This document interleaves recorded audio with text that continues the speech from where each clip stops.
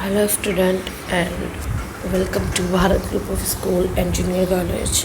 Again, I am your Benjamin Miss and it is your geography lecture. So today we are going to study where we have left our lesson, the tertiary economic activities. So you have to understand what is that.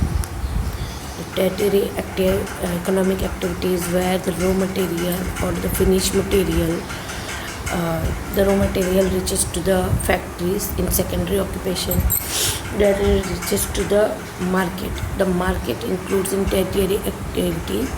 It also need transportation and disposal of recycling and utilization of reuse. So there is the definition of tertiary economic activities. The tertiary sector of the economy is also known as the service industry. Activities associated with this sector include retail, wholesale, sales, transportation and distribution, restaurants, clerical services, media, tourism, insurance, banking, healthcare and law. In our last lecture, we have studied about 3 students who have passed out and had degree in their respected firm. Like Rohit was the son of farmer, pursued a degree in art faculty, while Sejal, the daughter of a businessman, got a degree in science, and Asif, son of a hotel owner, graduated in event management. And 3 of them wanted to establish their own business. So they analyzed, observed that what they require to establish their business and how they can establish their business to the next level. Rohit changes their farm need or farm works to the next level. He eager to grow export quality products like flowers which are ready to sell in international market like orchid, kiwi, dragon fruit, etc. And then he set up his business, went to the countries where he is expected to sell his product or sell his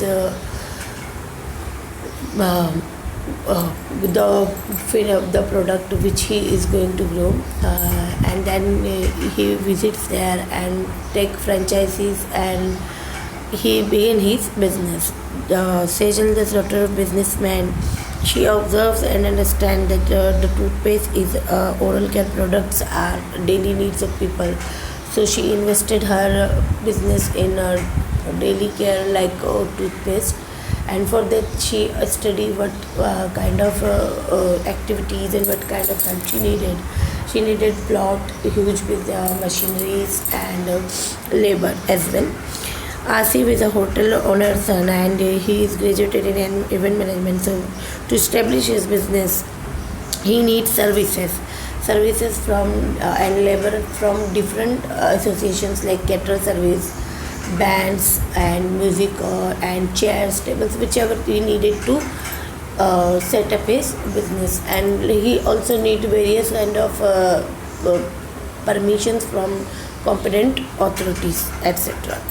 So after that we have studied that transportation also plays vital role in growth of economic activity. So which transportation are very important, that are airways, waterways, roads, railways and pipeline. We have studied the map which shows us that how the business took place, how the transportation plays an important role in tertiary activities to maintain the business. Here is a classification of tertiary economic activities which we have last understand, but now we have we'll get a quick review over it. Trade and commerce, transportation, communication and other services includes in classification of tertiary economic activities.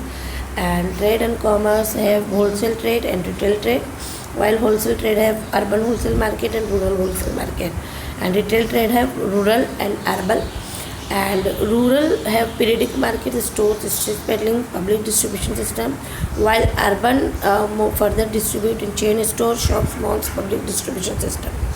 And transportation is divided in 4 networks: rail network, road network, waterways, airways and pipeline, as we have studied earlier. Communication, it is divided postal services, telecommunication, audio visual, internet and satellite. The telecommunication further divide in mobile and landline, while audio visual divide in films, radio, TV, print. The other services include tourism, banking, insurance, real estate, personal and professional services. Now we are going to study about trade. So what is trade? There are two types of trade. First, domestic trade and international trade. So we are going to study what is the concept of trade. Trade is an important tertiary activity. It is a medium of exchanging surplus commodities or services of a region or a country to earn income. No country और region is completely self sufficient. इतनी हम जानते हैं कि कोई भी country जो है सेल्फ सफिशिएंट नहीं है. किसी कंट्रीज़ में जो है वीट की ग्रोथ ज़्यादा होती है तो कहीं पर राइस की ग्रोथ ज़्यादा होती है. तो राइस के लिए एक कंट्री दूसरी कंट्री से जो है डिपेंड होती है, एक दूसरे से डिपेंड करती है. तो ट्रेड जो है ये एक टेरिटरी इम्पॉर्टेंट टेरिटरी एक्टिविटी होती है और ये मीडियम ऑफ एक्सचेंज होती है सरप्लस कमोडिटीज़ की. और इसके थ्रू जो है इकोनॉमी जो है बूस्ट होती है किसी भी कंट्री की. अगर कोई कंट्री जो है एसेंशियल चीज़ों में वो फुलफिल है, सेल्फ डिपेंडेंट है, सेल्फ रेलिएंट है, तो वो दूसरी कंट्रीज़ को प्रोवाइड करती है और इस कंट्री का जो दूसरी कंट्री को एक्सपोर्ट करती है अपने यहाँ से, उसकी जो है इकोनॉमी बूस्ट होने लगती है.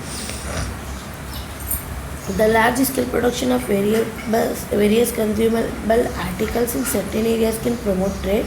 As the geographical conditions differ, certain regions are specialized in certain productions. Asian और मेडिवल पीरियड में ट्रेडिंग जो है बार्टर सिस्टम से होती थी.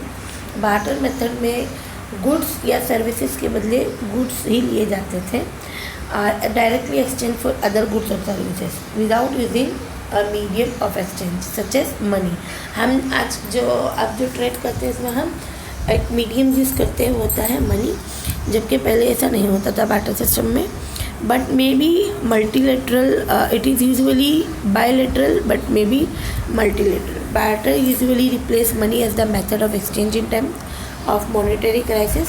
Barter system benefits companies and countries that see a mutual benefits in exchanging goods and services rather than currency. Now we will further study about trade. तो हमारी book में हमको जो ट्रेड बताया हुआ है इसके अंदर कुछ जो पॉइंट्स दिए हुए वो है differences in natural resources, climate, population factors, culture, economic factors, economical cost और specialization and government policies.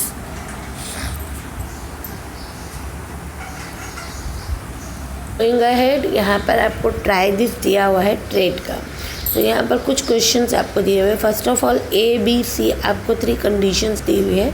In conditions को आप ऑब्जर्व करोगे और एनालाइज करोगे, then you can answer the question. 6 questions are there, so study it and complete it in your assignment book. Now geographical explanation to trade. तो जैसे मैंने आपको बताया कि ट्रेड जो है वॉलंटरी एक्सचेंज है ऑफ गुड्स और सर्विसेज का, जहाँ 2 और मोर पार्टीज जो है इन्वॉल्व होती है. बार्टर सिस्टम जो है इनिशियल है ट्रेड पार्टी प्रैक्टिस का by primitive societies. There was only exchange of good. Today, trade occurs in goods and services. Bilateral or multilateral trade are major types of international trade. Trade can be carried out within a country too. Trades can be affected by many factors. जैसे मैंने बताया trade जो है 2 types के होते हैं. एक होता है डोमेस्टिक ट्रेड और एक होता है इंटरनेशनल ट्रेड. जो डोमेस्टिक ट्रेड होता है वो विद इन अ कंट्री होता है, यानी स्टेट का दूसरे स्टेट से. और जो इंटरनेशनल ट्रेड होता है वो इंटरनेशनल लेवल पे, यानी एक कंट्री का दूसरी या बहुत सारी कंट्रीज़ के साथ में. Trades can be affected by many factors. International trade is a result of specialisation in production and human resources. International trade occurs when it is mutually benefit to trading partners and when it is a comparative advantage for both. Rather than producing in their own countries, it may occur to you this is an economic concept. Then why are we discussing this in geography? But actually the foundation of this activity lies in geography. ये तो economy का subject है लेकिन हम इसे geography में भी discuss करें, क्योंकि इसका जो है डायरेक्ट या इनडायरेक्ट जो है इन्फ्लुएंस ज्योग्राफी से ही होता है. You will relate it to when you read the explanation further. तो जो जोग्राफिकल फैक्टर्स है जो अफेक्ट करती है ट्रेड को, उसमें सबसे पहला आता है डिफरेंट इन नेचुरल रिसोर्सेज. जैसे मैंने बोला है कि कोई भी कंट्री जो है कम्प्लीटली सेल्फ सफिशिएंट नहीं होती है. हर कंट्री के अंदर किसी चीज़ की कमी होती है या कोई चीज़ बहुत ज़्यादा होती है. तो जो चीज़ एक्सीड होती है उसको हम एक्सपोर्ट करते हैं. जिस चीज़ की कमी होती है या जो मिनिमम पोर्शंस में होती है उस चीज़ को हम इंपोर्ट करते हैं. ठीक है. We have studied many concepts in geography till now. Out of them, the concept of natural region specifies that region is different from another. The natural resources available in one country will be different from the ones available in different region. They may not be the same. Also, it may happen that in one region there may be abundance while in another in much less quantity. जैसे हम petroleum के बारे में देख सकते हैं. Oil fields जो है ये मिडल ईस्ट कंट्रीज़ में और जो है बहुत ज़्यादा है, जबकि दूसरी यूरोपियन कंट्रीज़ में ये बहुत कम है. Soil, minerals, forests, land, water and human resources are unevenly distributed. A country rich in soil will be good in agriculture. Thus, it may be a good exporter of grain and other crops. On the other hand, a country which does not practice agriculture on a large scale will have to import grains. Examples can be given from the Gulf countries. These countries are rich in mineral oil. Hence, they export oil, but they import grains. ठीक है. ये आपको समझ में आया कि जो countries जो है सॉइल्स में रिच होती है, जहाँ पर फर्टाइल सॉइल पाई जाती है, वहाँ पर एग्रीकल्चर का एक्सपोर्ट ज़्यादा होता है. और जहाँ पर एग्रीकल्चर लार्ज स्केल पर नहीं होता है तो ऐसी कंट्रीज़ में जो है इंपोर्ट ग्रेन वगैरह का ज़्यादा होता है. तो जैसे इसका एग्जांपल दिया कि जो गल्फ़ कंट्रीज़ है यहाँ पर मिनरल ऑयल ज़्यादा होता है, तो ये मिनरल ऑयल्स को एक्सपोर्ट करते हैं. लेकिन यहाँ पर एग्रीकल्चर जो है प्रैक्टिस नहीं किया जाता लार्ज स्केल पर, तो इन लोगों को ग्रेन्स जो है इंपोर्ट करना पड़ता है. अब उसके बाद हम पढ़ेंगे क्लाइमेट. तो क्लाइमेट तो हर जगह पर एक वाइटल रोल प्ले करता है, क्योंकि it's very important to understand how climate effects the trade. तो क्लाइमेट जो है इफ़ेक्ट करते हैं प्लांट्स, एनिमल और दूसरी चीज़ों को इन अ रीजन. ये इंश्योर करते हैं how different types of products can be grown और प्रोड्यूस्ड इन अ कंट्री. आपने देखा होगा कि किसी भी क्लाइमेट में, जैसे क्लाइमेट की एडेप्टिविटी को देखते हुए वहाँ पर एनिमल्स भी पाए जाते हैं. वहाँ पर जो फ्रूट्स और क्रॉप्स हैं वो डिफरेंट टाइप के होते हैं. जैसे हम लोगों ने लास्ट पढ़ा है कि सवाना रीजन में वीट की जो है ग्रोथ ज़्यादा होती है, जबकि हम दूसरे अमेज़न वगैरह में देखेंगे तो वहाँ पर नहीं हो पाती है. इंडिया में राजस्थान, पंजाब में वीट की ग्रोथ ज़्यादा होती है, वीट ग्रोथ ज़्यादा होती है, जबकि असम साइड में राइस की ज़्यादा होती है. तो इसके पीछे जो रीज़न है वो है the climate.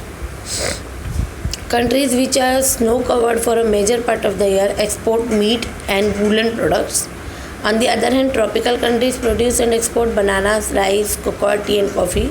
For example, Sri Lanka is major tea exporter country. Cheap labor, favorable climate, undulating land, soil which can drain water, etc. are geographical factors which make tea plantation on a large scale possible here. The production of tea is more than what their population requires. The United Kingdom does not have tea plantation, but the demand for tea is high in this country. So countries like India, Sri Lanka and export tea to UK. ठीक है. ये आपको समझ में आया कि श्रीलंका जो है मेजर टी एक्सपोर्टर है, और इसके पीछे रीजंस क्या है. रीजंस है चीप लेबर और फेवरेबल क्लाइमेट है, अंडुलेटिंग लैंड और सॉइल है, और ऐसा लैंड जो वाटर को ड्रेन कर लेता है, ऐसी सॉइल है. और जोग्राफिकल फैक्टर्स भी है जो अफेक्ट कर रहे हैं which make tea plantation on a large possible here. तो प्रोडक्शन ज़्यादा हो रहा है, एक्सीड हो रहा है पॉपुलेशन की रिक्वायर से. तो यूनाइटेड किंगडम जो है ऐसी कंट्री जहाँ पर टी प्लांटेशन नहीं होता, लेकिन वहाँ पर डिमांड जो है टी की ज़्यादा है। तो जैसे इंडिया और श्रीलंका कंट्री जो है एक्सपोर्ट करती है यूके को टी के। अब पॉपुलेशन फैक्टर्स, तो पॉपुलेशन फैक्टर्स तो आपको समझ में आ रहा होगा इसका ट्रेड से क्या लेना देना। The size and distribution and diversity of peoples is found in various countries, this leads to different products and hence trade occur. इसकी वजह से क्या हो जाता है, जैसे पीपल जो है डिफरेंट डाइवर्सिटीज होती है, उनका जो डिस्ट्रीब्यूशन जो है अनइवन होता है किसी भी कंट्री में, तो इसकी वजह से डिफरेंट टाइप ऑफ प्रोडक्ट्स जो है वो बनते हैं और ये डायरेक्टली जो है इन्फ्लुएंस करता है ट्रेड को। Size of trade is affected, densely populated countries जो है इनको अपनी ही कंट्री की है पॉपुलेशन को फीड करने की वरी होती है और उनका स्टैंडर्ड ऑफ लिविंग जो है डिटरमाइन करता है for demand for various goods and services को। The countries with less population will depend more on trade because less human resources is engaged in production of goods. अब जिस country में population ज़्यादा है तो वहाँ पर ज़्यादा प्रोडक्शन होता होगा क्योंकि ह्यूमन रिसोर्सेज ज़्यादा है, लेबर जो है ज़्यादा मिल जाते होंगे। लेकिन जहाँ पर पॉपुलेशन कम हो वहाँ पर लेबर जो है इजीली अवेलेबल नहीं होते। The population of the Asian continent along with India is known for their expertise in information technology. The education system in these countries, mathematical knowledge, skills of using technology has made this possible. Though it appears that geographical factors have no direct influence, it is important to note that these labor force belongs to the same geographical region. इसका direct geographical influence तो नहीं होता, लेकिन ये है कि यहाँ से जो लेबर मिलते हैं, जो वर्किंग पीपल हो जाते हैं, जो ज़्यादा प्रोडक्शन के कामों में इंगेज होते हैं, इसकी वजह से जो है ट्रेड पर इफ़ेक्ट होता है। अब हम कल्चर, इकोनॉमिकल कॉस्ट और स्पेशलाइजेशन और गवर्नमेंट पॉलिसीज़ नेक्स्ट लेक्चर में पढ़ेंगे। तब तक आपको हम बता दें कि मैंने एक ग्रुप बनाया है जिसमें सिर्फ ज्योग्राफी के स्टूडेंट है को लिया गया है। तो आपको जो भी असाइनमेंट दिया जाए मैं एक पर्टिकुलर टाइम दूंगी, उस टाइम तक के आपको उसे बनाकर अपलोड करना होगा मेरे व्हाट्सएप ग्रुप में, ठीक है। तो नेक्स्ट लेक्चर तक के stay home, stay safe, bye.